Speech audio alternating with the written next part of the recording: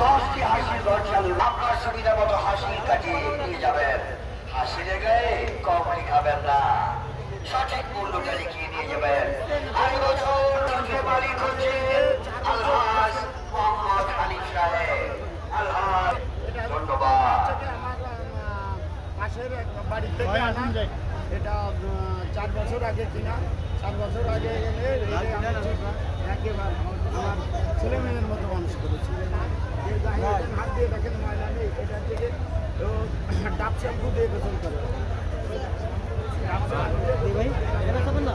চেহারাটাই এমন, বুঝছেন?